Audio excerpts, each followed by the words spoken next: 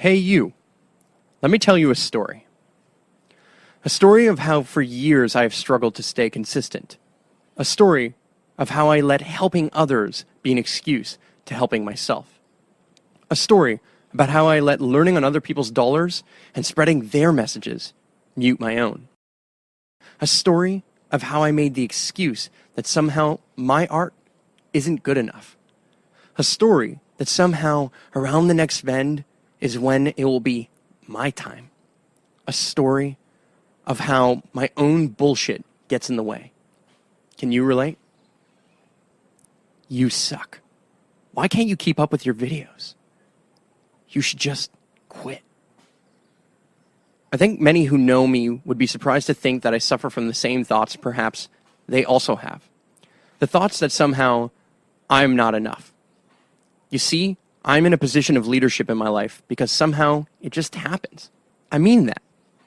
You might think that it is always my will, but honestly, there are so many times where I wish I wasn't. So that I can enter into the lab and hide away in the background and master a skill.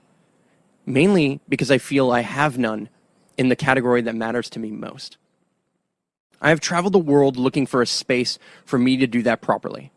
And although I've created shades of that lab over the years, I've never really had it dialed in to the level that truly speaks to me. Speaks to the artist in me. Speaks to the storyteller I know I can be. Yeah, I've reached millions online. Big deal. None of it feels real. It never feels like enough. Perhaps this is the curse of an artist.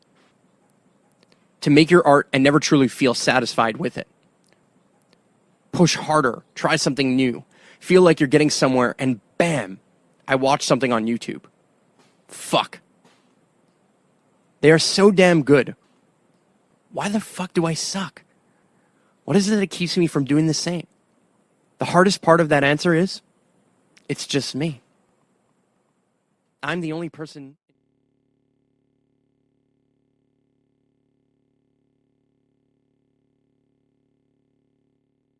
Why am I so scared? What am I afraid of? See, here's the thing.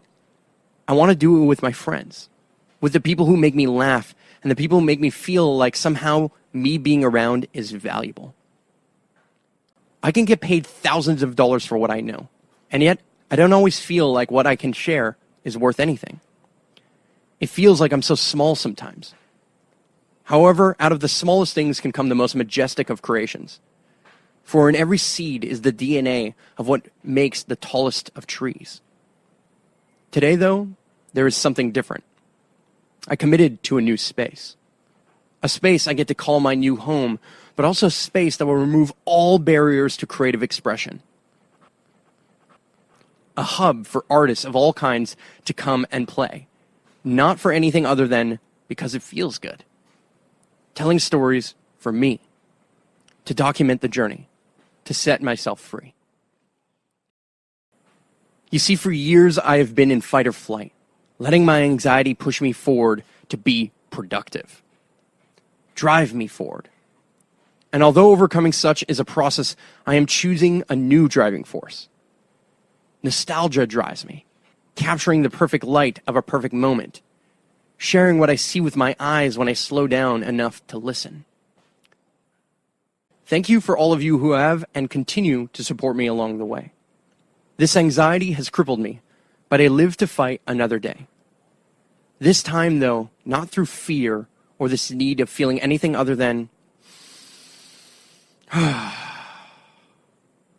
get to make it happen. I have a simple rule that will mark this period of time. Create. Every day. No exceptions, no expectations of how far it goes.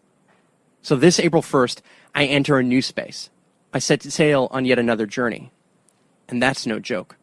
This time, though, I have a team. A place for us to ground down and focus on ourselves for once. The story Tory will finally live. It will be a character that brings out the best of me, the best of us. My name is Mark Angelo, and I'm a full-time storyteller.